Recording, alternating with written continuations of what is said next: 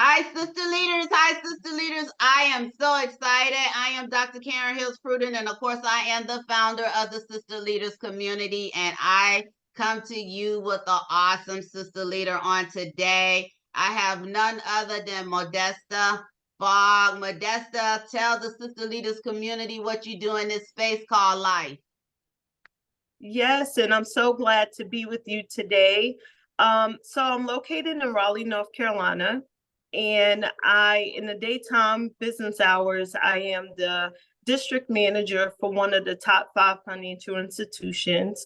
And so what I do is I travel through 4 different cities and I manage the branches to ensure that they are operationally sound and prioritizing the customer.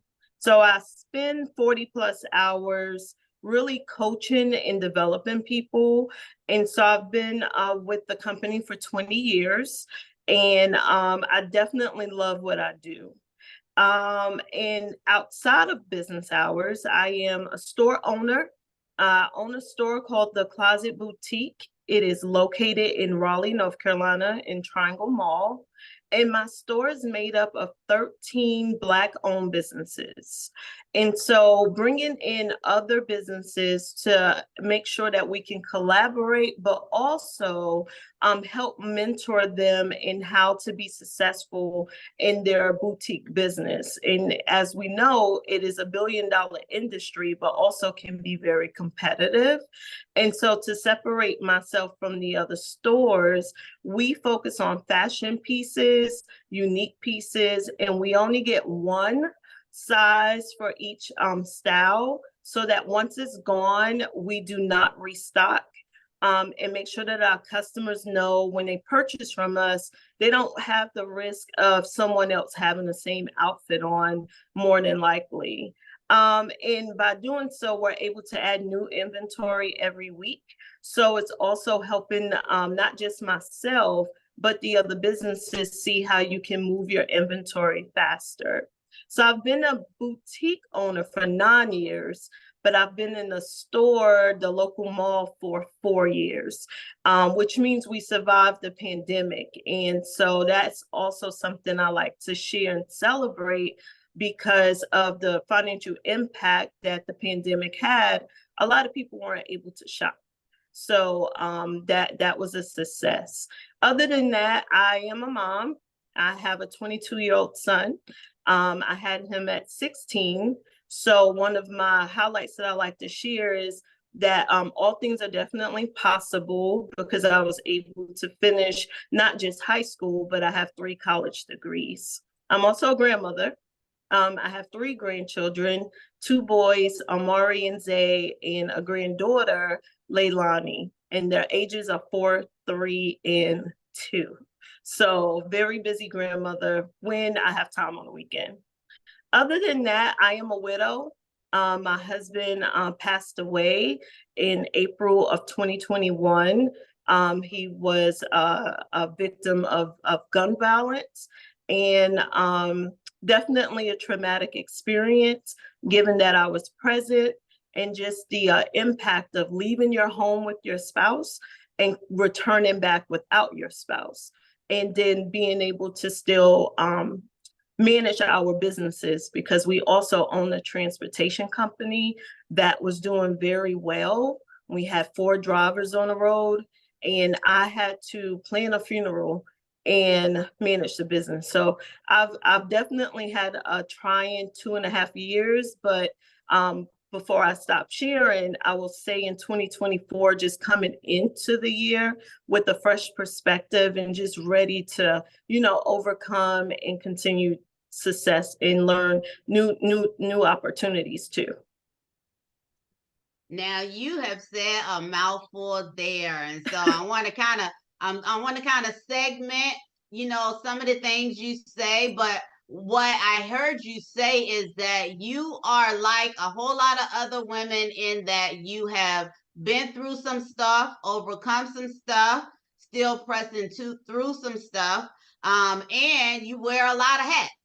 And so I want to talk Yes. about some of the hats that you wear. And so I heard you say that you have a 20-year career in the financial industry, as well as you are an entrepreneur. And so, one question that I have for you is, um, do you think your career in finance prepared you for entrepreneurship? And if so, how did it prepare you for entrepreneurship? Oh, that's a really great question. From a customer experience aspect, the level of service that I deliver in my store and train my staff to deliver, I will say is definitely different than a typical retail store. It's all about the experience, I believe, to keep your customers coming back. I think that people shop with people and not necessarily the name on the door. The other thing is understanding profit and loss reporting, understanding ways to maximize my cash flow has really been taught through banking. And given I teach this the same topics to bankers and managers, it's easy for me to teach it to others and make sure that I follow it.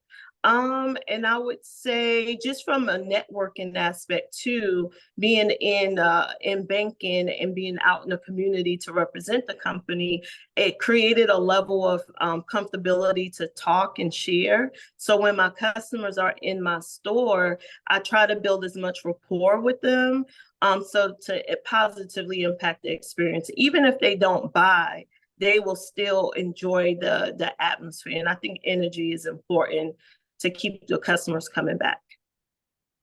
I love that. I certainly love that. And I know what you say is true because I am a recovering shopaholic, and so I can tell you that I have certain stores that I go in on a regular basis, and I look for certain people in those stores on a regular Yeah. basis. And so, I know a little bit about them and what they do in this space called life. And just talking and me going in there on a regular basis, they know a little bit more about me than other than just me being a customer. And I continue to go Awesome. because of the rapport that I built with Hmm. them. So you are definitely correct.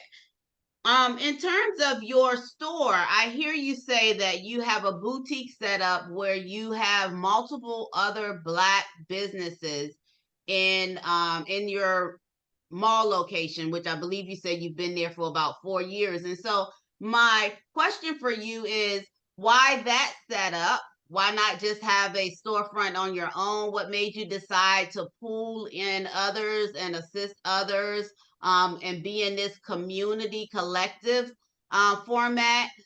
So why that setup, as opposed to just a setup on your own? I'm sure there was a reasoning for it, and I like to hear, what that was about. Yeah, so a major part of it, honestly, is because of my hours and working in a corporate space, in addition to my market being an hour and a half away from the mall. And it allowed me to be able to have staff here that I don't have to pay, because the vendors can come in and cover open slots of hours that I need support, and I don't have to pay them because they are here selling their own products. So it's another way of me managing my cash flow and lowering my overhead. So that if businesses to slow down, we can still survive. Another reason too, when you think about from a financial aspect, is I have two options. So you can pay me rent or you can pay me commission. So with the commission vendors, those are businesses that have like smaller spaces. You think about your can-do companies, your accessory companies, they don't need a lot of space. So that's how I'm able to add more businesses within a store. And then our boutiques, setting a brand and reputation is super important. So being known in the community as somebody who women of color can collaborate with, and change the perception that we can't collaborate, especially if you're in the same industry. And so to show that I have 4 different female boutique owners here in addition to myself. And so we never run into issues with selling the same things. And we encourage each other to sell quality products, but at affordable price. And then recently I turned the left side of my store into a men's area. So now I'm able to have 4 male vendors added to the others because there's not a lot of male boutiques. And so it allows space for everybody to make money. The concept has been received very well from the mall. So the mall owners, they have a mall in Virginia and they have a mall in Charlotte, and they've asked me to move into both of them to bring the same concept. And eventually, I feel like that is something I would love to do, because what I would do is open up opportunities for vendors in those areas to also come in and collaborate and show that everybody can be successful. So it's been working, and it helps me with work-life balance. I do come into my store pretty much every night. It just allows for me to see how the day's gone, make sure it's organized, little OCD, and making sure that business is just functioning. And then on the weekends, if I need off, I'll have someone scheduled. Okay, I love that. I love that. So the format was beneficial for you because you are an entrepreneur and an entrepreneur, because you continue to have your feet on both sides of that coin. It's You know, and it is beneficial in terms of where everything is not doesn't hinge on you, the opening and the closing and all of that stuff. And so I certainly like that. But why? I have a question, not but my next question is, why specifically Black vendors? So I do when I share the purpose of my store, sometimes I do say to myself, maybe I can find a way to make it more inclusive.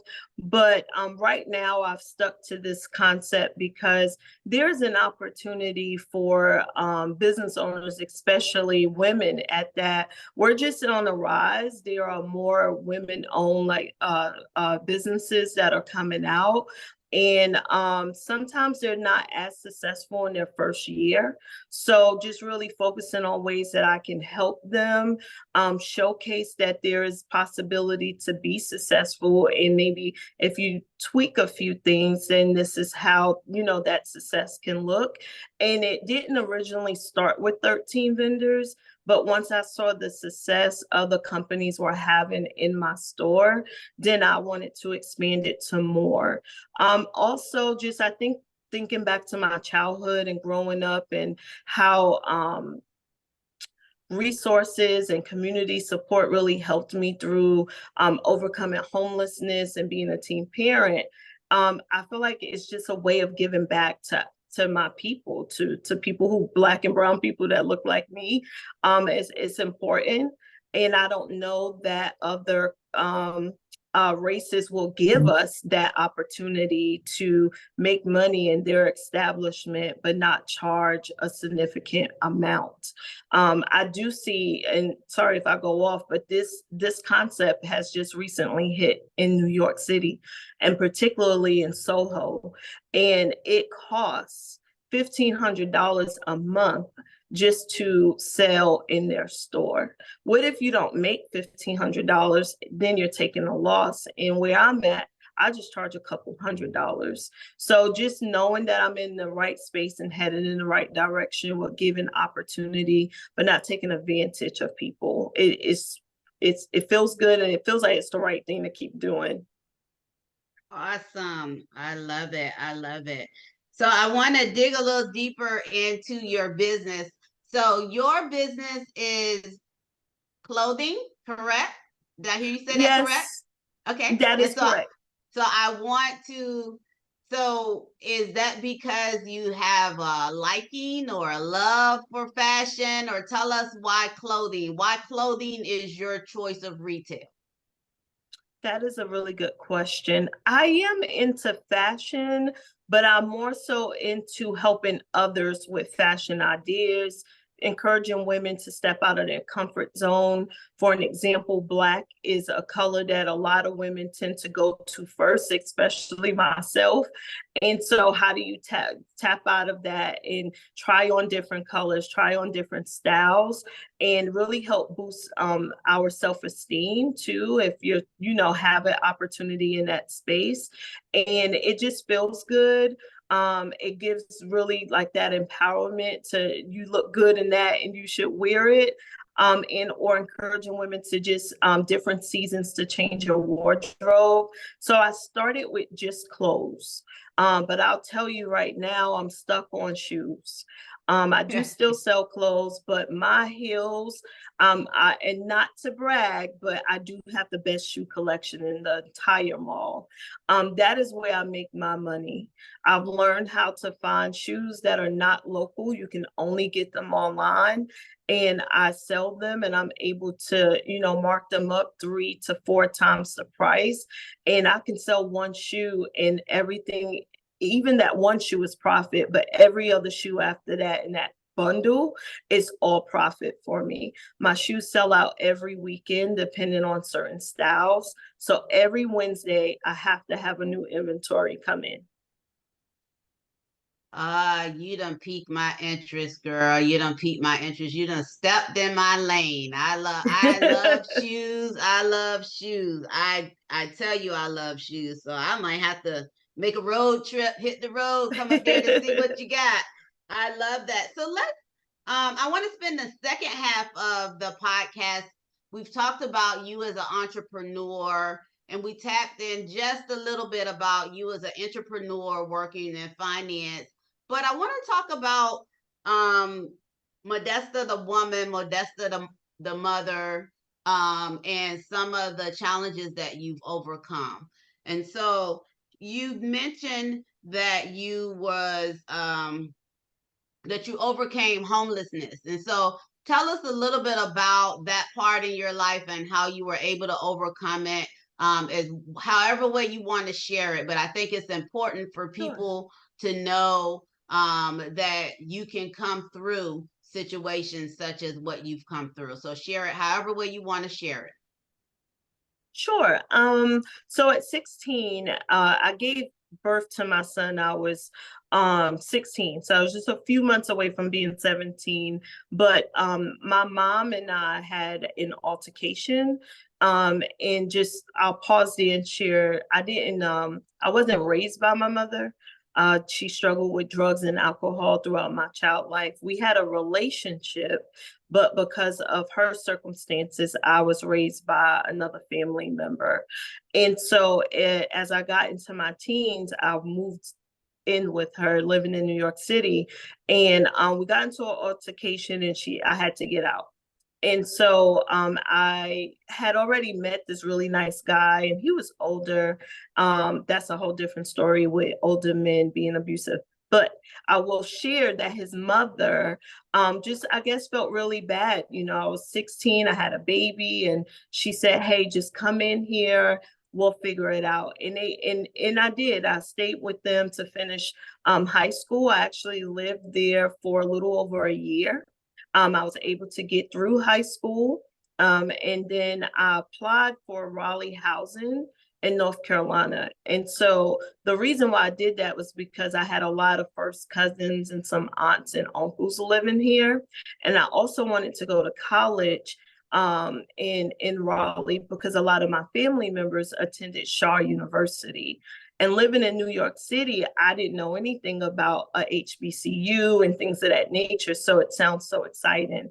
And I applied to Raleigh housing, and the month of my 18th birthday, they called and asked, was I still interested, and if I had income, and if I can come down, and it gave me a date. And so I took the Amtrak. I packed my 2-year-old son at this time and packed the suitcases that I can manage with a 2-year-old. And I came down, I did my interview, and I slept over with a couple family members' houses, and I got my first apartment. And so when you think about overcoming, it's just, I put myself in a situation where I really didn't know this guy, nor not enough to say that I should be living with him with my child. But God said it was the right thing, and it really helped me. You really put me in a situation at a young age to learn that there could be times that I have to figure it out on my own.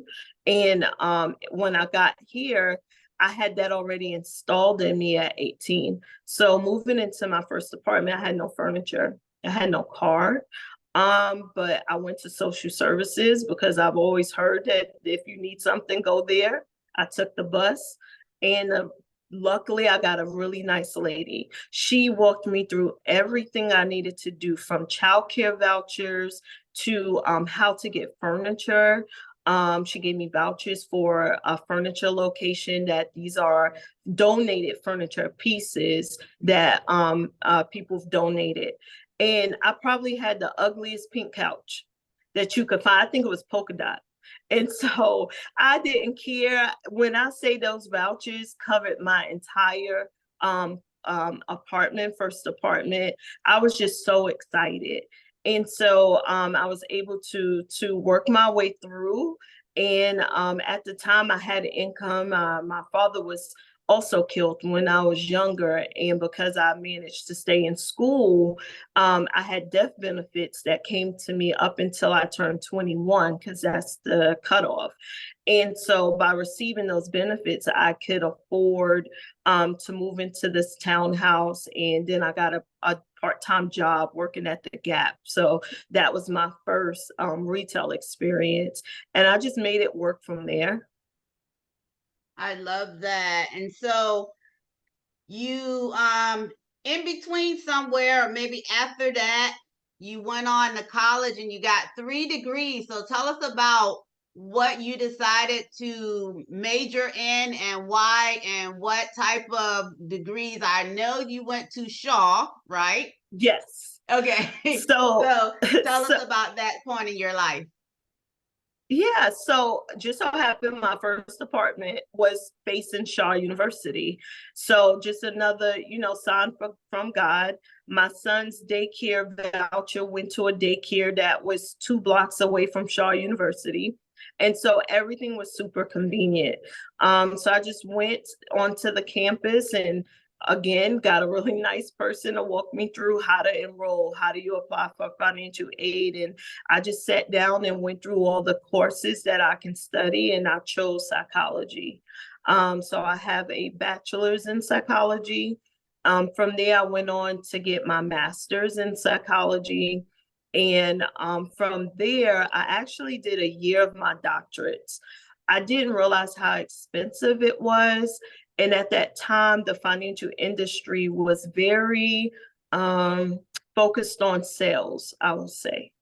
And we could not take off of work during certain periods of the year because we had to hit certain quotas. And it forced me to have to choose continuing my doctorates or maintain employment. And as I stated, due to my struggles, I needed my income. So I dropped out of my doctorates, but I didn't want to give up.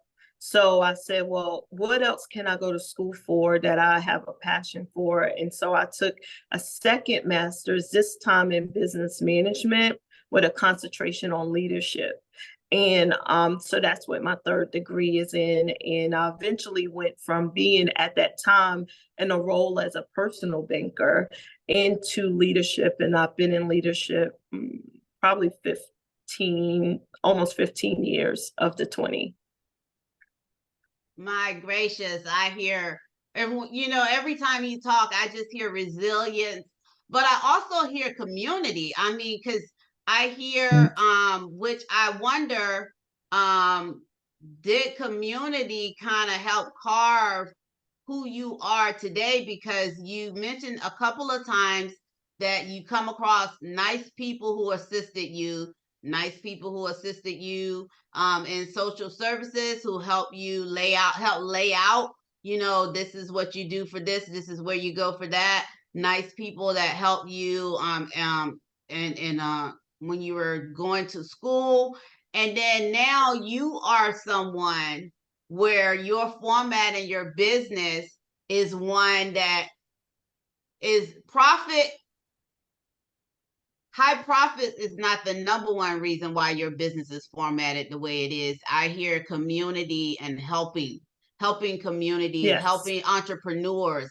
And so it's almost as if, you had people who help you along the way, and in turn, you are helping others from an entrepreneur standpoint and a community standpoint, because it's all community as Yes. well. That help facilitate who you are as a being now. So I hear you say yes. So my question would have been, do you think that those experiences formulate who you are today? And your answer would be Yes, for sure. And I don't charge.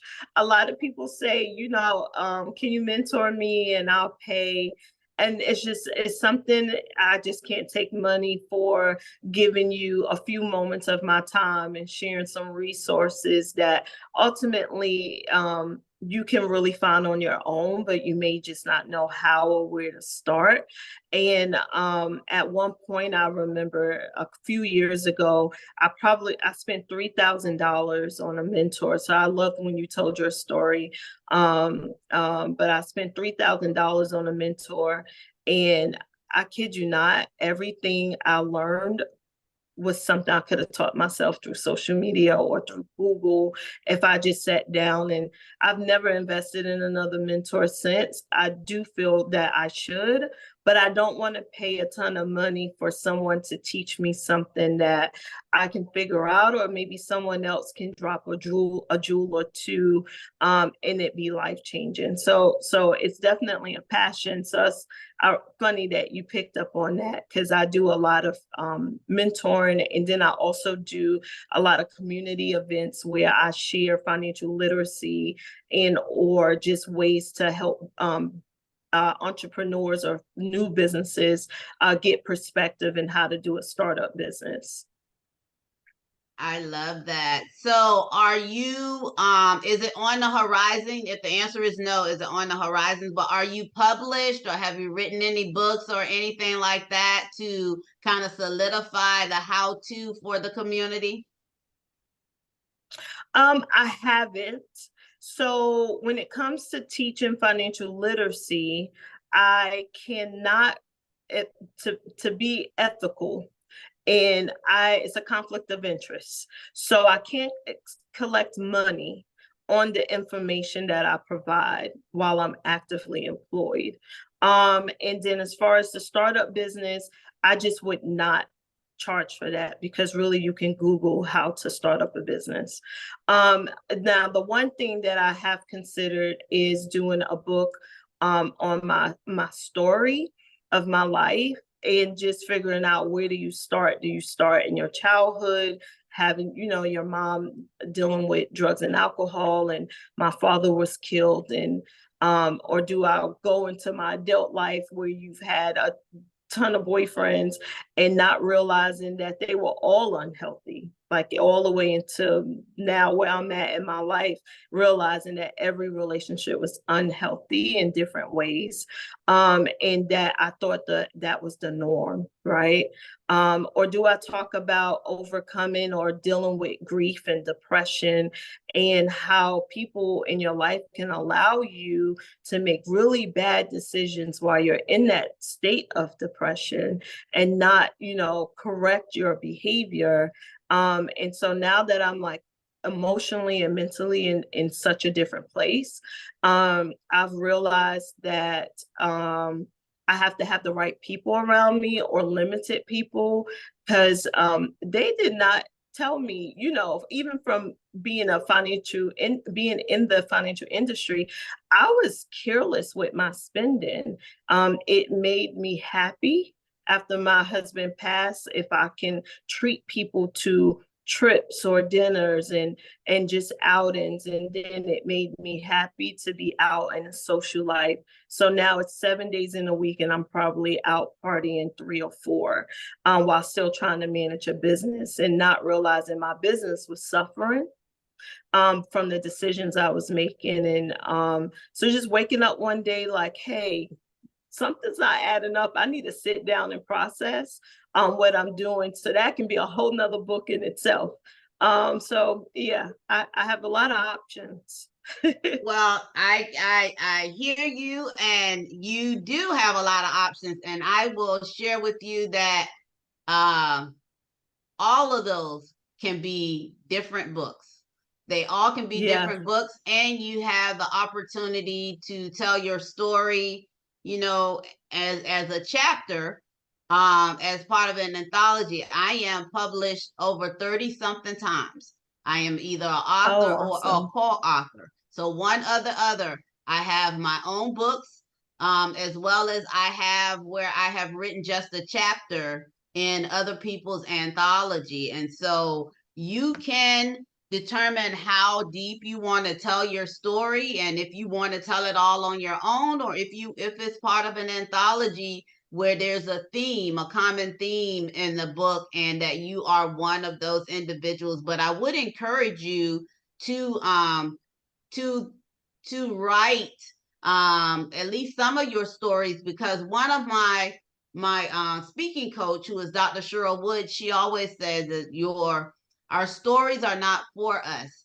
It is for other people who may be going through similar situations, and they need to know that they can get on the other side. And Right. so part of telling our story, whether we're telling it or writing it and someone reads it, is so that that next woman can heal, or that next girl can Yeah. heal, or that next instance. So I encourage you to get them out of you, get them out of you, so that Yeah. others can benefit from it. And I have no problem believing that when you're ready, you're gonna do that, because you are truly a sister leader, and you get stuff done. And we all go through stuff and have been through stuff. Yes. And if we are brave enough to shame the devil and tell the truth, then we will share for the next person to know that they can get through. Because for those who listen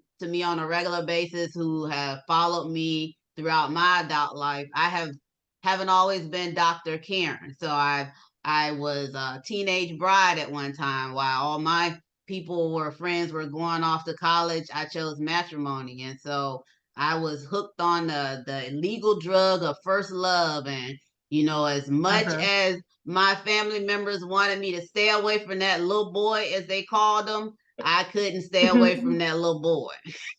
And so I ended up getting married.